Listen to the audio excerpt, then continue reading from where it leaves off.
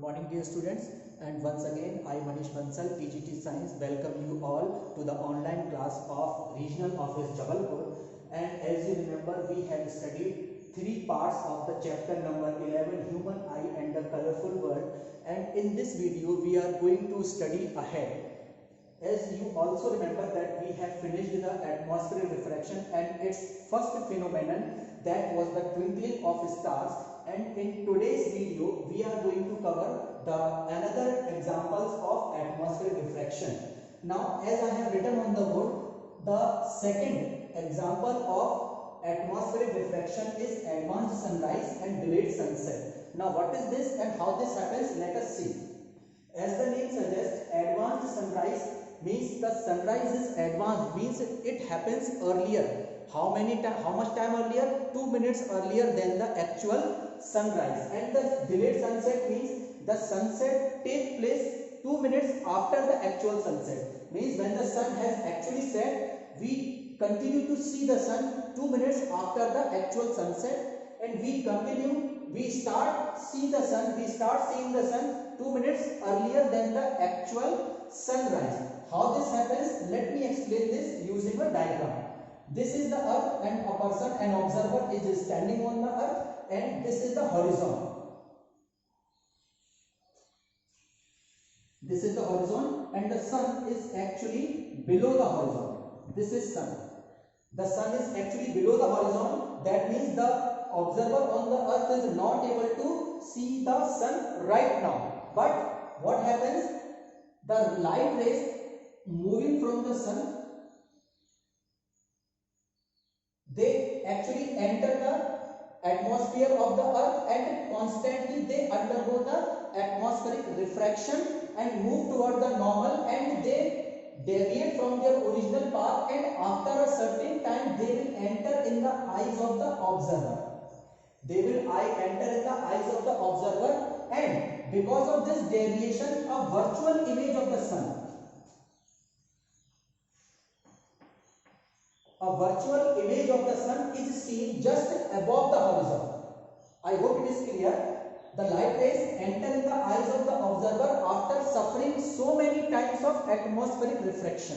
यानी कि जो ऑब्जर्वर की आंखों में सन से आने वाली लाइट रेस एंटर कर रही हैं, वो अर्थ के एटमॉस्फेयर से कई बार एटमॉस्फेरिक रिफ्रैक्शन से होकर एंटर कर रही हैं, तो वो लगातार नॉर्मल की तरफ झुकती जाती हैं and finally they enter the eyes of the observer and a virtual image of the sun which is still below the horizon. ये जो sun है अभी भी horizon के नीचे है, but the virtual image of this sun is seen just above the horizon. और इस horizon पर हमें virtual image of the sun नजर आती है. This is called advanced sunrise. Means the sun has not actually risen, but we can see its virtual image 2 minutes earlier than the actual sunrise above the horizon. तो हमें above the horizon 2 minute पहले से ही सन दिखना start हो जाता है. That we term as advanced sunrise. Now the same thing happens at the time of delayed sunset. When at the time of evening sun is below the horizon. When the sun is below the horizon, the same thing happens and the sun continues to be seen 2 minutes later, 2 minutes after the actual sunset, just because of atmospheric refraction. So because of atmospheric refraction, the total daytime increases by 4 minutes. Because of the atmospheric refraction, the total daytime increases by 4 minutes, 2 minutes in the advanced sunrise and 2 minutes in the delayed sunset. So I hope it is clear to you that advanced sunrise and delayed sunset is just because of atmospheric refraction. Now, after this topic, let us move on to the next topic.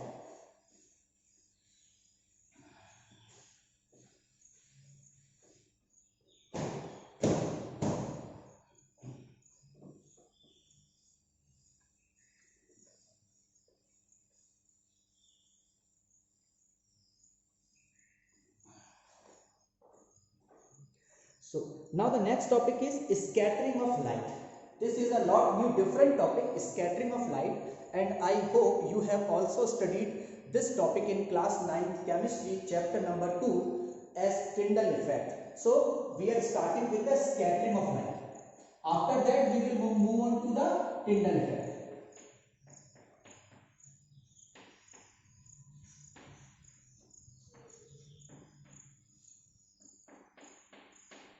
What is scattering of light? Scattering of light क्या होता है? Scattering of light सुनिएगा ध्यान से. Scatter का मतलब होता है बिखरना. In Hindi, if I ask you what is the meaning of scattering, the meaning of scattering is बिखरना. What happens in the scattering? The light ray comes and it strikes a solid particle. ये क्या करता है? solid particle पे टकराती है and it scatters away, means it is reflected in all possible directions. यानी ये क्या होती है? all possible direction से में reflect होती है और इसे हम कहते हैं scattering. तो अगर मैं स्कैटर को डिफाइन करना चाहूं तो ऐसे कह सकते हैं, स्कैटरिंग की डेफिनेशन हम ऐसे बना सकते हैं, the reflection of light in all possible direction. ध्यान रखिएगा ये वर्ड्स जरूर आएंगे क्योंकि रिफ्लेक्शन ऑफ लाइट हमने इससे पहले वाले चैप्टर में भी पढ़ा था पर हमने उसको स्कैटरिंग का नाम नहीं दिया था. तो स्कैटरिंग के लिए ध्यान रखिएगा पर्टिकुलर कंडीशन क्या होती है? The reflection of light in all possible directions after striking a particle और suitably sized particle. suitably sized particle से टकराने पर लाइट का स्कैटर हो जाना, लाइट का रिफ्लेक्ट हो जाना हर दिशा में, हम उसे कहते हैं स्कैटरिंग ऑफ लाइट. तो मैं यहां पर डेफिनेशन लिखता हूं, the reflection of light in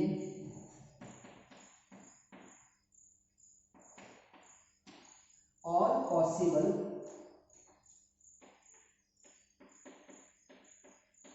directions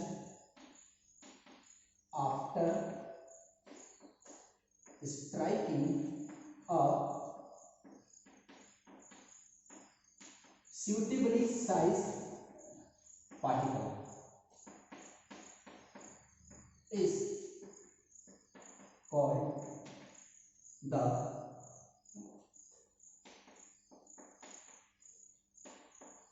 scattering of light. I hope this definition is clear to you and you have memorized this definition, because if this definition is clear, only then the next topic, that is Tyndall effect, will be clear to you. तो इस definition scattering of light के बाद में आपको Tyndall effect पे लेके जाना चाहूंगा, लेकिन आपको स्कैटरिंग में एक बात ध्यान से समझ लेनी है, suitably sized पार्टिकल ये क्या होता है और ऐसा हमने क्यों लिखा है. तो ध्यान रखिएगा, आपने लाइट में एक टर्म पढ़ा होगा, लाइट एक वेव होती है और वेव की होती है वेवलेंथ. क्या होती है वेव की? वेवलेंथ. वेवलेंथ को हम लाइट का साइज कह सकते हैं, लाइट की आकार कह सकते हैं. लाइट की आकार, लाइट की साइज को हम किससे नापते हैं? उसकी वेवलेंथ से नापते हैं. अब लाइट की वेवलेंथ और पार्टिकल की साइज में क्या रिलेशन है? तो इसको मैं आपको ऐसे समझा सकता हूं कि लाइट हर तरह के पार्टिकल से रिफ्लेक्ट बैक नहीं होती है. हमारे एटमॉस्फेयर में तमाम तरह के पार्टिकल्स पाए जाते हैं, बहुत बारीक पार्टिकल्स भी होते हैं. There are so many small atoms and molecules, but light is not reflected or not scattered by those particles. Because what is the reason? The reason is this: the particles are so small, the particles of atoms or molecules are so small, they do not pose any obstacle in the path of the light.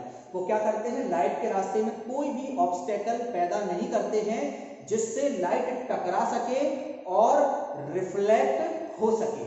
अब जब छोटे particles कोई रास्ते में रुकावट पैदा नहीं करते हैं, स्कैटरिंग नहीं करते हैं, तो फिर स्कैटरिंग करते कौन है? स्कैटरिंग करते हैं हमारे एटमॉस्फेयर में प्रेजेंट सल्फर पार्टिकल्स, हमारे एटमॉस्फेयर में present dust particles. Because these particles have the wavelength, these particles have the size that is comparable to the wavelength of the light. इन्हीं पार्टिकल्स जो होते हैं, ये जो पार्टिकल्स जिनके मैंने नाम लिए, इन्हीं की साइज इतनी होती है कि वो साइज लाइट की वेवलेंथ की रेंज में आती है. Means there should be compatibility और comparability between the size of the particle and the wavelength of the light. अगर लाइट की वेवलेंथ और पार्टिकल्स की वेवलेंथ, पार्टिकल्स का साइज मैच नहीं करेगा तो स्कैटरिंग नहीं होगी. तो यहीं पर तभी मैंने लिखा हुआ है suitably sized particles। इसका मतलब है वो पार्टिकल्स जिनका साइज लाइट की वेवलेंथ के लगभग बराबर है, उन्हीं को मैंने यहाँ पर suitably sized particle कहा है। अगर आपको इतना समझ में आ गया है तो अब मैं आपको टिंडल इफेक्ट समझा सकता हूं।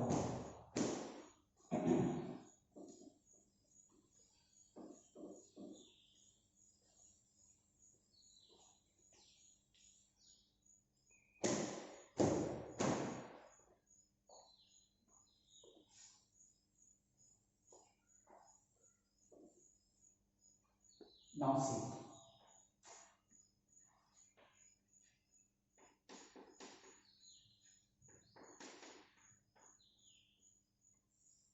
Tyndall effect क्या होता है? Tyndall effect actually it is called Tyndall effect because it was discovered by scientist Tyndall. So it is called Tyndall effect. Now let us understand. Let me explain what is Tyndall effect. तो Tyndall effect की कहानी start होती है scattering के आगे से, यानी कि टिंडल इफेक्ट के अंदर फर्स्ट जो पॉइंट रहेगा, जो फर्स्ट स्टेप रहेगा वो स्कैटरिंग ऑफ लाइट है। तो अगर आपको स्कैटरिंग ऑफ लाइट अच्छे से समझ में आ गई होगी तो आप टिंडल इफेक्ट को बड़े आसानी से समझ सकते हैं। देखिए कैसे, जब भी लाइट पार्टिकल्स से स्कैटर होती है, आपको ये तो पता होगा कि हमारी लाइट में 7 कलर्स होते हैं। The light is not a single colour, we have multichromatic light, we do not have monochromatic light, we have multichromatic light, and there are 7 components in the light color, you know them as Vibgyor। तो ये जो 7 colours होते हैं इनकी अलग अलग wavelength होती है, ये भी आपको पता होगा। इनकी वेवलेंथ जो होती है, सबसे छोटी जो वेवलेंथ होती है वो होती है वॉयलेट कलर की, और सबसे ज्यादा जो वेवलेंथ होती है वो होती है रेड कलर की। तो ये आपको पता होगा। अब टिंडल इफेक्ट में क्या होता है, जब लाइट रे यानी कि 7 के 7 कलर, जब 7 कलर एक साथ आते हैं और किसी पार्टिकल से टकराते हैं, अब वो पार्टिकल 7 जो वेवलेंथ है यानी कि वेव का आकार है उनमें से किसी भी आकार से मैच कर सकते हैं। ये बात आप ध्यान रखिएगा। ये जरूरी नहीं है कि वो किसी पर्टिकुलर एक कलर से मैच करें, वेवलेंथ से 2 से करें, वो 7 से भी कर सकते हैं, वो किसी एक कलर से भी कर सकते हैं। तो अगर पार्टिकल्स का आकार उनकी 7 जो कलर हैं उनकी किसी भी एक वेवलेंथ से मैच कर गया तो वो कलर की लाइट उस पार्टिकल से टकरा के क्या हो जाएगी, स्कैटर हो जाएगी। नहीं आया समझ में? देखिए ध्यान से, जैसे कि लाइट के अंदर 7 अलग अलग कलर के आकार आ रहे हैं, आप उन्हें वेवलेंथ ना मानिए, आप उन्हें मानिए आकार। 7 अलग अलग आकार आ रहे हैं, 7 अलग अलग साइज आ रहे हैं, और सामने एक पर्टिकुलर साइज है पार्टिकल का। जरूरी नहीं है कि 7 के 7 पार्टिकल जो लाइट के साइज हैं वो उस साइज से मैच करेंगे। तो उस पार्टिकल का आकार जिस कलर की वेवलेंथ से या साइज से मैच करेगा वो लाइट स्कैटर हो जाएगी। अब आपको समझ में आया कि स्कैटरिंग के लिए बहुत जरूरी होता है साइज का मैच करना, रेंज का एक सा होना। तो स्कैटरिंग में क्या होता है, टिंडल इफेक्ट में क्या होता है, व्हेन लाइट रे pass through a colloidal solution, ध्यान रखिएगा ये सब कॉलॉइडल पार्टिकल्स होते हैं जिनकी मैंने बात की ना, dust particles, sulphur particles, all these are colloidal particles. और टिंडल इफेक्ट सिर्फ कॉलॉइडल सॉल्यूशन में या कॉलॉइडल पार्टिकल्स ही शो करते हैं। तो हमारी डेफिनेशन कुछ ऐसी रहेगी, when light passes through a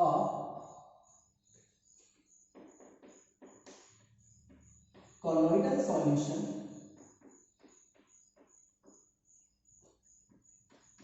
it is scattered by the colloidal particles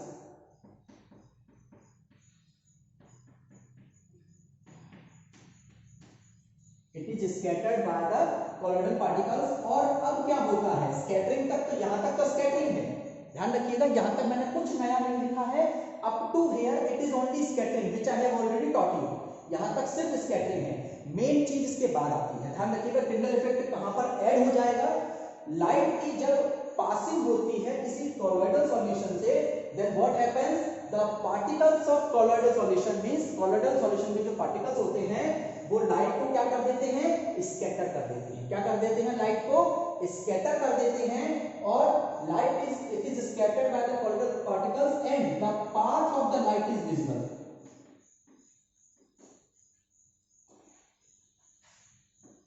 And the path of the light is visible. This is called Tyndall effect.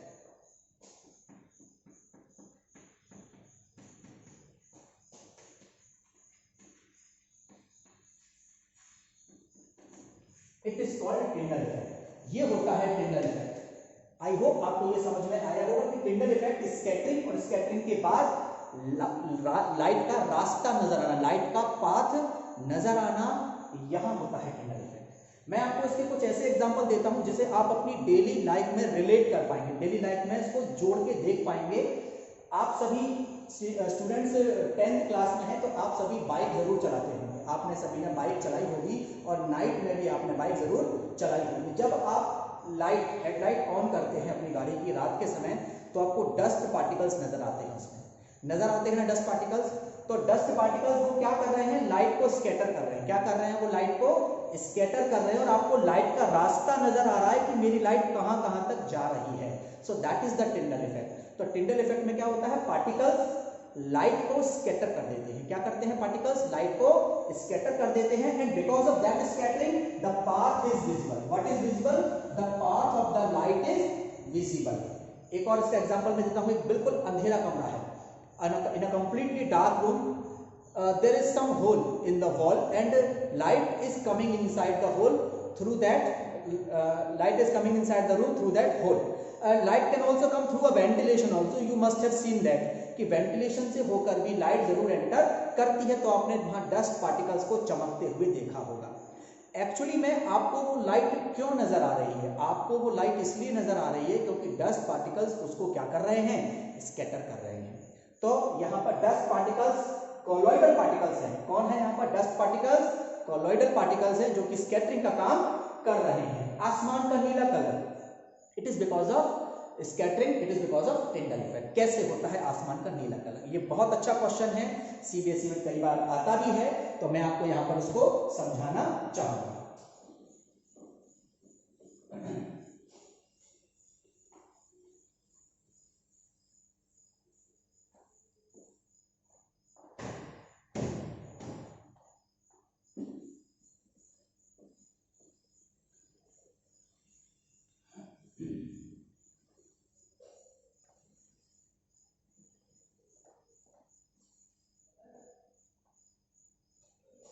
Blue colour of sky,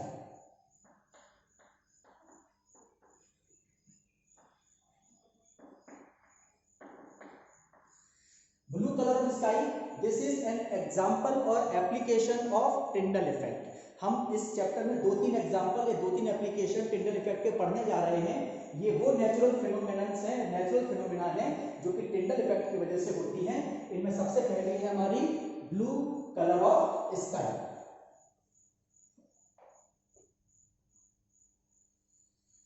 sky का blue colour, तो ध्यान से देखिएगा, मैंने आपको अभी size, particles के size और वेवलेंथ के बीच में एक रिलेशन बताया था, तो ध्यान से सुनिएगा होता क्या है। light ray, when light ray comes there are 7 colors inside the light, okay, you know that there are 2 regions in the light में जो हमारा विजिबल स्पेक्ट्रम होता है लाइट का, सोलर स्पेक्ट्रम जो होता है वो बहुत लार्ज होता है, उसका एक बहुत ही छोटा सा हिस्सा हमें विजिबल होता है, that is called visible spectrum. और वो विजिबल स्पेक्ट्रम ब्लू से वायलेट से लेके रेड तक चलता है। तो ये जो पूरा स्पेक्ट्रम होता है विद योर VIBGYO,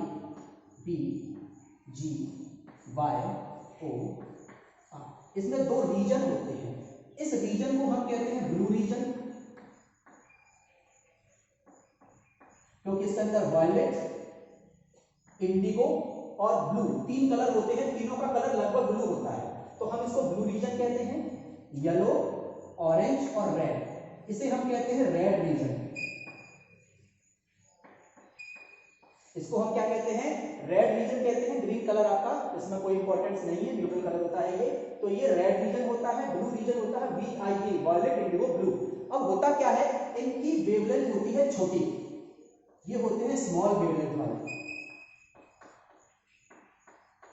और ये होते हैं लार्ज वेवलेंथ वाले।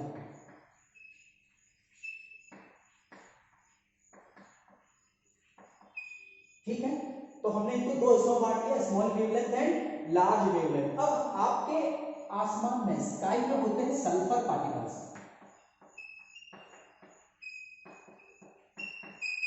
क्या होते हैं? सल्फर पार्टिकल्स होते हैं। सल्फर पार्टिकल्स का जो आकार है, इसके अलावा और कौन होते हैं? Dust particles.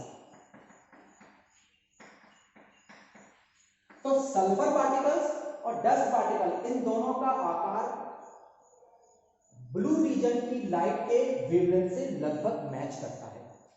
आई होप आपको ये मैचिंग समझ में आई होगी कि सल्फर पार्टिकल्स का आकार थोड़ा नॉर्मली से बड़ा होता है, डस्ट पार्टिकल का आकार भी नॉर्मल से बड़ा होता है, तो ये इनसे मैच कर जाते हैं, लेकिन इनसे फिर भी मैच नहीं करते। तो इसका मतलब है जो स्कैटरिंग होगी वो उनकी होगी जिनसे इनका आकार क्या कर रहा है? मैच कर रहा है। तो हम कह सकते हैं कि ब्लू रीजन स्कैटर हो जाता है। ब्लू रीजन क्या हो जाता है? स्कैटर हो जाता है। रेड रीजन की लाइट्स स्कैटर नहीं होती हैं। और जब आसमान में ब्लू, इंडिगो, वॉयलेट कलर जब स्कैटर हो जाएंगे तो हमें आसमान कैसा नजर आएगा? हमें आसमान नीला नजर आएगा। So what is the reason for the blue colour of sky? The scattering of blue region of visible spectrum. जो हमारा विजिबल स्पेक्ट्रम होता है उसके अंदर ब्लू रीजन, कुछ बुक्स में आपको मिलेगा कि केवल ब्लू कलर का होता है, लेकिन एक्चुअली में ब्लू रीजन का होता है। पूरा का पूरा ब्लू रीजन क्या हो जाता है? स्कैटर हो जाता है और हमें आसमान लाइट ब्लू कलर का नजर आता है। अब आप कहेंगे सर ब्लू कलर डार्क होता है, वॉयलेट भी डार्क होता है, इंडिगो भी डार्क होता है, तो आसमान लाइट क्यों नजर आता है? तो ये कॉमन सा एक एग्जांपल मैं आपको देता हूं। जब आप किसी कलर को, जो भले कितना भी डार्क हो, उसको जब बिखेर देंगे, उसको पार्टिकल्स को आप दूर दूर कर देंगे, तो वो अपने आप उसकी इंटेंसिटी क्या हो जाती है? कम हो जाती है। यानी कि वो कलर कैसा हो जाता है? लाइट हो जाता है, because it is scattered. Scattered मतलब आपने उसको बिखेर दिया, और बिखेरने पर कोई भी चीज की इंटेंसिटी क्या हो जाती है? कम हो जाती है। तो वो हमें blue colour, light blue colour के रूप में नजर आता है। तो इस तरह से आपका ब्लू कलर ऑफ स्काई भी क्लियर होता है। तो उम्मीद करता हूं कि आपको ब्लू कलर स्काई का समझ में आया होगा। एक क्वेश्चन और मैं आपको इसमें यहां पर क्लियर कर दूं। बादलों का सफेद कलर, बादल हमें व्हाइट कलर के नजर आते हैं। क्लाउड्स लुक व्हाइट, ये भी टिंडल इफेक्ट की वजह से होता है, लेकिन कैसे मैं आपको समझा रहा हूं।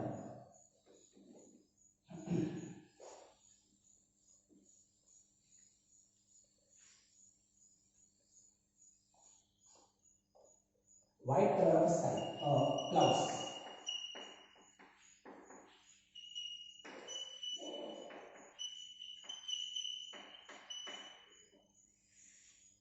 देखिएगा होता क्या है, पार्टिकल्स का जो आकार होता है वो जिस कलर से मैच करता है वो उस कलर को स्कैटर करते हैं।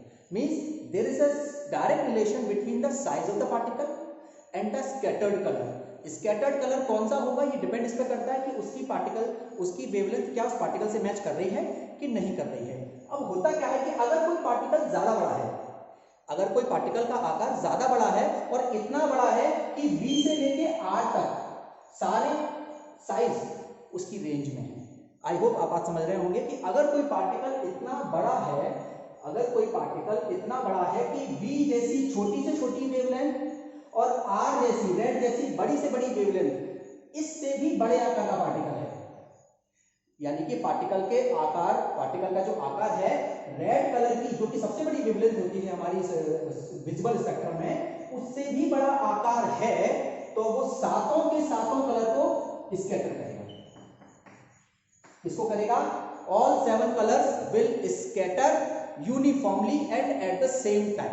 सातों के सात कलर एक साथ स्कैटर होंगे, यूनिफॉर्मली स्कैटर होंगे, and the overall effect will be white. Overall effect क्या होगा? व्हाइट होगा।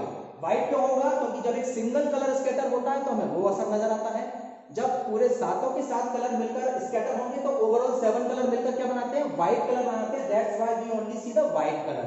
अब हम आते हैं बादलों के केस पे। बादल के अंदर होता क्या है कि पार्टिकल्स कंडेंस हो जाते हैं। आपने पढ़ा है बादलों के अंदर वाटर मॉलिक्यूल्स क्या हो जाते हैं? कंडेंस हो जाते हैं, और कंडेंस होकर बड़े पार्टिकल्स बनाते हैं। इसका मतलब है कि बादल के अंदर पार्टिकल्स इतने बड़े होते हैं that they cover the whole range of wavelength, कि वो पूरी की पूरी वेवलेंथ को कवर कर लेते हैं, उसकी रेंज से भी बड़े आकार के होते हैं। That's why they scatter all the 7 colours uniformly and equally, that's why the clouds look white. I hope आपको ये समझ में आया होगा।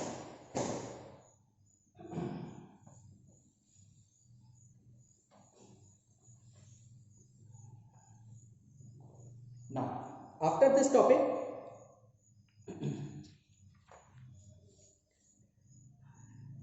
color of sun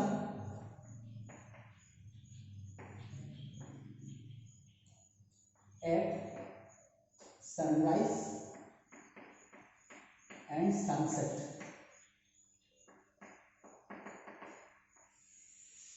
You can also write that the red glow of sun. सन का red glow आपने अक्सर देखा होगा शाम के समय, at the time of a beautiful evening you see that the sun is redder than normal. Raider में ज्यादा रेड होता है नॉर्मल के मुकाबले, और उसके आसपास का स्काई भी हमें नॉर्मल से ज्यादा रेड नजर आता है, जबकि पूरा आसमान आपको नीला नजर आएगा और केवल सन और सन के आसपास का इलाका आपको रेड नजर आता है। तो ऐसा क्यों है? ये भी टिंडल इफेक्ट मींस स्कैटरिंग। अब हम टिंडल इफेक्ट को एक तरफ हटाते हैं, हम स्कैटरिंग पर फोकस करते हैं। ओके, हम किस पर फोकस करेंगे? स्कैटरिंग पर फोकस करेंगे।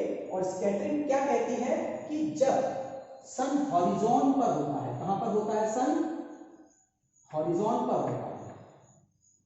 ये हमारी अर्थ है, and here one observer. Okay, अब सन हॉरिजॉन पर है, ध्यान रखिएगा, इवनिंग हो चाहे मॉर्निंग हो, the sun is at the horizon and horizon is the maximum distance where sun can be. Sun और अर्थ के बीच की मैक्सिमम दूरी कब होती है? जब सन कहां पर होता है? हॉरिजॉन पर होता है। इसीलिए हमें ज्यादा से ज्यादा गर्मी वाले दिन भी अगर सन हॉरिजॉन पे है तो हमें उतनी ज्यादा गर्मी महसूस नहीं होती है। क्यों नहीं होती है?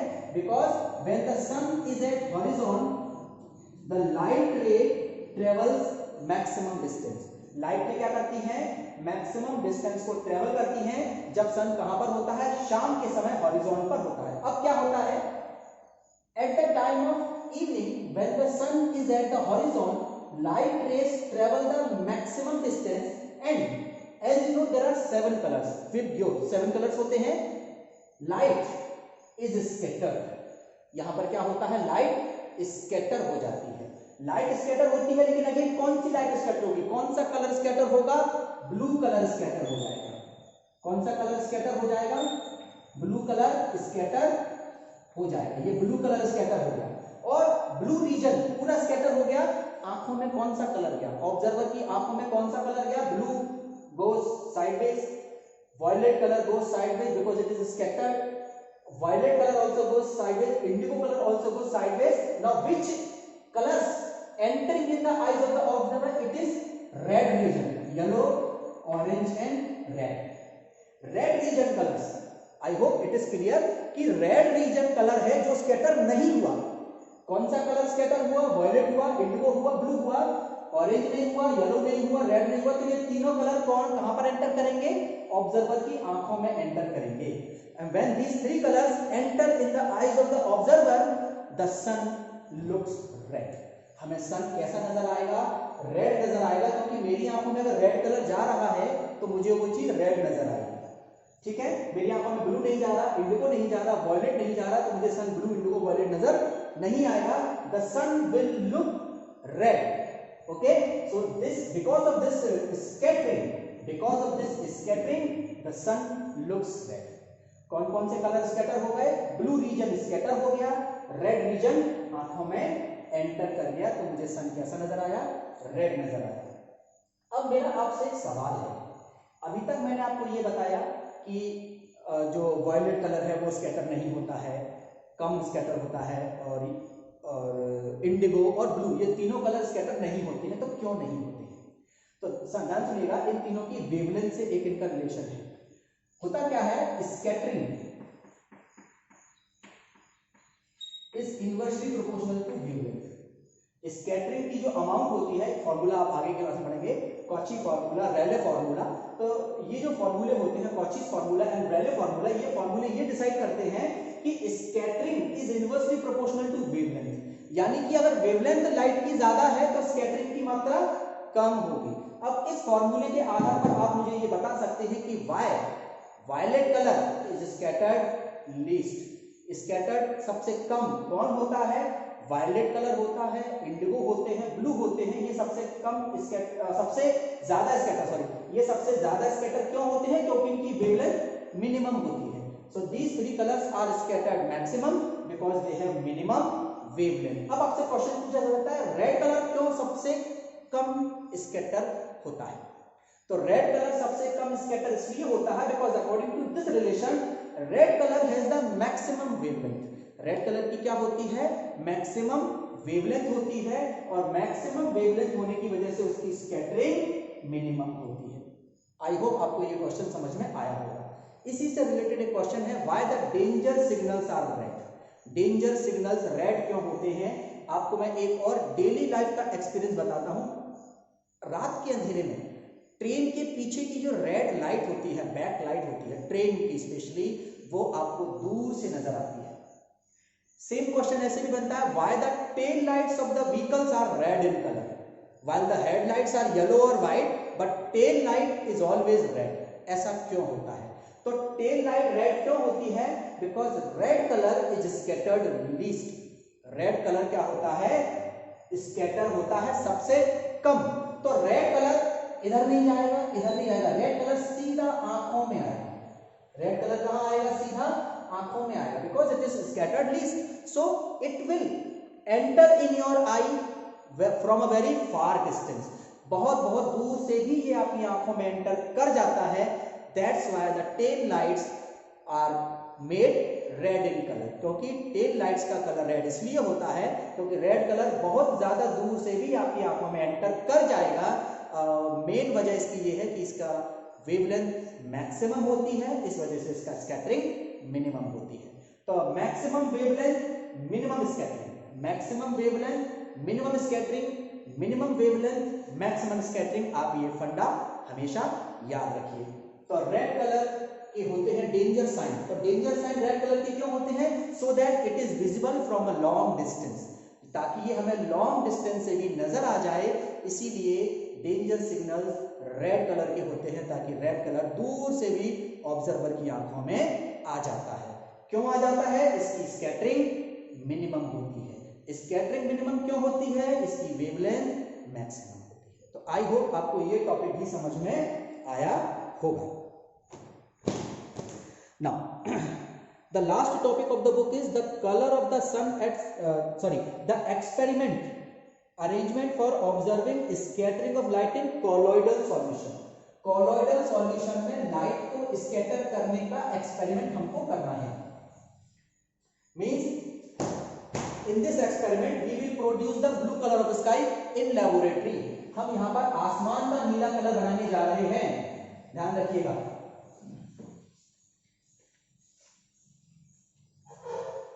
आसमान का नीला कलर बोर्ड पर हम बनाने जा रहे हैं, लैबोरेटरी के अंदर बनाने जा रहे हैं। सुनिएगा ध्यान से।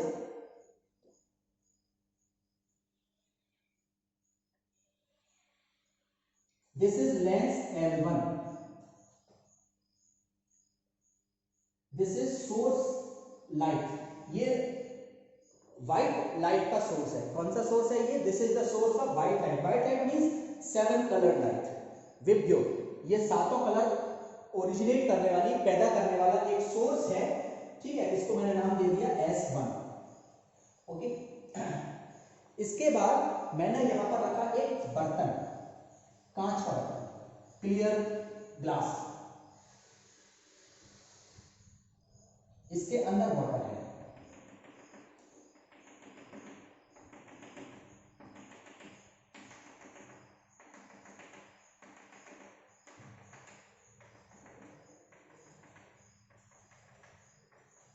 ये इसके अंदर क्या है, इसके अंदर वाटर है। यहां पर मैंने लगाया एक cardboard.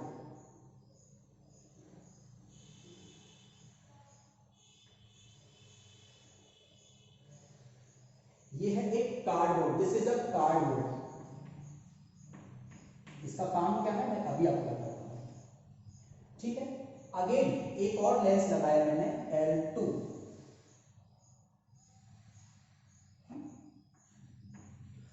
Here it is the screen,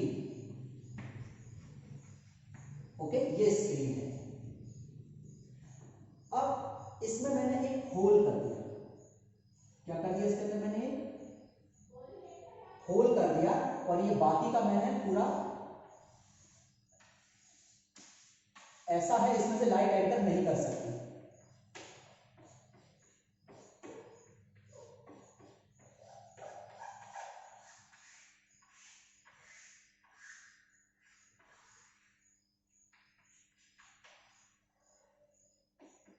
light केवल इसके अंदर से ही एंटर कर सकती है, ठीक। अब यहां से लाइट रेज निकली, ध्यान रखिएगा इन दोनों में क्या रिलेशन है। ये जो सोर्स है S1, ये मैंने इस लेंस L1 की फोकल लेंथ पे रखा है। कहां पे रखा है? फोकल लेंथ पे रखा है। आई होप वीडियो सही चल रहा है, ओके। ये जो सोर्स S1 है, ये S1 सोर्स मैंने लेंस L1 के फोकस पे रखा है। Now go back to chapter number 10 and remember the concept when the light ray comes from focus. जब लाइट रे फोकस से आती है तो लेंस से होकर वो पैरेलल हो जाती है। अगर हमारा कॉन्वेक्स लेंस है, कॉन्वेक्स लेंस अगर फोकस पर हमारी लाइट रेज का सोर्स रखा हुआ है, then light rays will come like this and they will become parallel.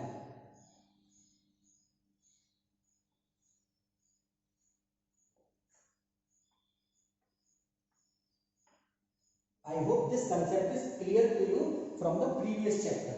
ये लाइट रेज पैरेलल होगी, ओके, ये लाइट रेज पैरेलल होगी।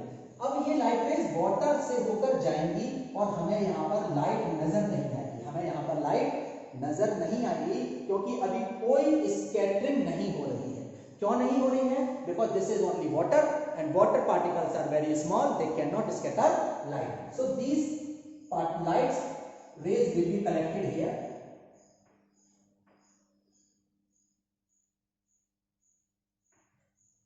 I must make some more like this.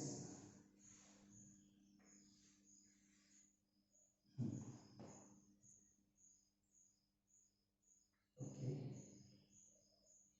one more here, one more, and this one.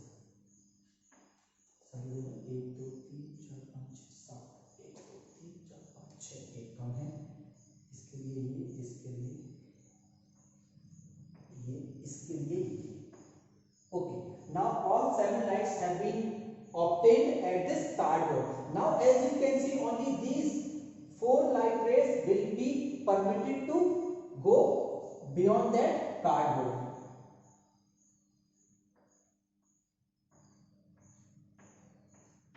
And I will get only these light rays here. Is it clear?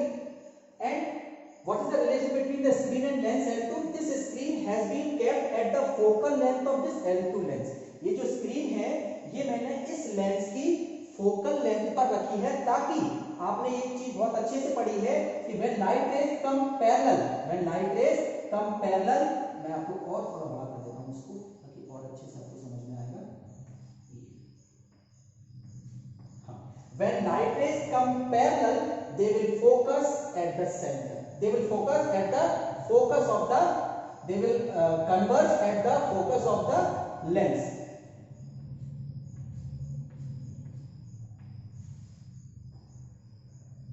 Okay.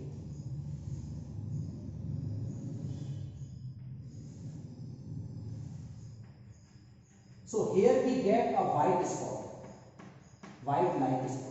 हमें यहाँ पर वही colour का spot मिलेगा जो इस colour का था, सेम कलर का स्पॉट हमें मिला। क्यों मिला? क्योंकि कोई स्कैटरिंग अभी नहीं हुई। ध्यान रखिएगा, ये पूरा प्रैक्टिकल 2 स्टेप में करूंगा। फर्स्ट स्टेप में हमने कुछ नहीं किया है, सिर्फ वहां का लाइट के सोर्स का इमेज हमने यहाँ पर प्राप्त किया है, और फर्स्ट स्टेप में जो कलर यहाँ है वही लाइट का कलर हमें यहाँ पर मिलेगा। ये आपको समझ में आना चाहिए। अब मैं क्या करने जा रहा हूं, अब मैं इस वाटर को कॉलोइडल सॉल्यूशन में कन्वर्ट करने जा रहा हूं। In the second step I am going to convert this water into colloidal solution by adding sulphur particle. Sulphur का फॉर्मूला होता है S8। I hope you remember this from class 9 chapter number 3 atoms and molecule. You have studied that sulphur is a polyatomic molecule. Sulphur कैसा होता है, polyatomic molecule होता है। इसकी structure, इसका फॉर्मूला होता है S8 और इसकी स्ट्रक्चर होती है crown structure, like this crown structure इसकी होती है। इसमें ये 8 होते हैं, S S S S S S S 1 2 3 1 2 3 4 5 6 7 8 इस तरह से इसकी स्ट्रक्चर होती है। इसकी एक स्ट्रक्चर और होती है, हमें फिलहाल उससे कोई मतलब नहीं है। तो इसमें मैंने सल्फर के पार्टिकल्स मिला दिए। अब ये सल्फर के पार्टिकल्स कॉलोइडल बन गए। क्या बन गए, कॉलोइडल्स बन गए। ये कॉलोइडल,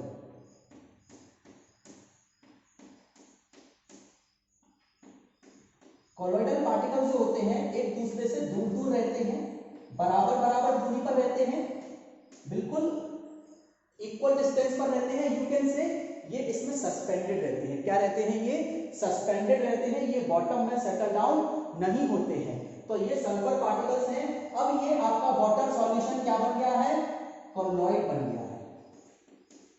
क्या बन गया है, कॉलोइड बन गया है। मतलब ये हमारा आसमान है। क्या है, ये हमारा आसमान है, स्काई है, क्योंकि स्काई में भी सल्फर पार्टिकल्स होते हैं, हमारे वाटर में भी सल्फर पार्टिकल्स हैं। अब देखिए क्या होगा, जब मैं इसमें सल्फर पार्टिकल्स मिलाऊंगा और ये धीरे धीरे जब इसमें मिलना स्टार्ट होंगे तो यहां पर कलर चेंज होता जाएगा और इस पानी का कलर भी चेंज होता जाएगा। पानी का कलर चेंज होने की वजह ये नहीं है कि सल्फर ने कलर दिया। ध्यान से सुनिए, सल्फर पार्टिकल यहां से आने वाली 7 कलर्स में से the sulphur particles of the solution will scatter the blue region. यहां पर कौन सा रीजन स्कैटर हो जाएगा, इस कांच के गिलास, कांच के बर्तन के अंदर ब्लू रीजन स्कैटर हो जाएगा। और ब्लू रीजन जैसे जैसे स्कैटर होता जाएगा यहां पर कलर ब्लू आता जाएगा। कैसा आता जाएगा, ब्लू। पहले बहुत हल्का ब्लू, फिर थोड़ा और, फिर थोड़ा और, धीरे धीरे ये ब्लू कलर की इंटेंसिटी बढ़ती जाएगी। तो यहां पर हमने क्या देखा कि ब्लू कलर आया। तो this is our sky where the sulphur particles are scattering the blue region and the colour that is visible is sky blue. यहां पर क्या होगा, यहां पर क्या होगा, ध्यान सुनिएगा। यहां से कौन कौन से कलर पास हो गए विदाउट स्कैटरिंग। तो यहां से जो कलर स्कैटर हुए वो येलो, ऑरेंज और रेड निकल गए, क्योंकि इनकी स्कैटरिंग नहीं हुई। इनकी स्कैटरिंग क्यों नहीं हुई, because sulphur particles are not able to scatter yellow, orange और रेड कलर, क्योंकि इनकी वेवलेंथ सल्फर पार्टिकल के साइज से ज्यादा होती है। So because of the higher wavelength, higher size, sulfur particles which are smaller size cannot scatter these 3 colors। यहां से 3 कलर निकल गए। तो यहां पर धीरे धीरे हमें येलो कलर नजर आएगा। जब यहां पर लाइट ब्लू है, मतलब स्कैटरिंग हो रही है पर कम हुई है, यहां पर हमें येलो कलर नजर आएगा। जब स्कैटरिंग धीरे धीरे बढ़ती जाएगी, लाइट ब्लू से ब्लू कलर होता जाएगा, धीरे धीरे कलर डार्क होता जाएगा। सेम टाइम यहां पर येलो, येलो से ऑरेंज एंड फाइनली हमें रेड कलर नजर आएगा। और जब बिल्कुल डार्क रेड कलर नजर आने लगे, हमें यह समझ जाना चाहिए कि स्कैटरिंग की प्रोसेस पूरी हो चुकी है। ऑलमोस्ट पूरा का पूरा ब्लू रीजन स्कैटर हो गया है और यहां पर पूरा का पूरा रेड रीजन आ चुका है। इस तरह हम इस एक्सपेरिमेंट के द्वारा scattering of light, same phenomenon that is happening inside the sky, that is happening here in laboratory. So I hope this practical is also clear to you कि कैसे हम scattering of light also called Tyndall effect का experiment हम laboratory के अंदर perform कर सकते हैं और इसकी मदद से हम स्काई का ब्लू कलर समझा सकते हैं। तो यहाँ पर ये चैप्टर फिनिश होता है इस टॉपिक के साथ। आई होप आपको ये बहुत इंटरेस्टिंग सा चैप्टर समझ में आया होगा। कोई क्वेश्चन अगर समझ में ना आए, कोई डाउट हो तो आप कमेंट बॉक्स में पूछ सकते हैं। I will try to resolve your queries in the comment box. So मिलते हैं अगले वीडियो में अगले चैप्टर के साथ। तब तक stay home, stay safe, take care.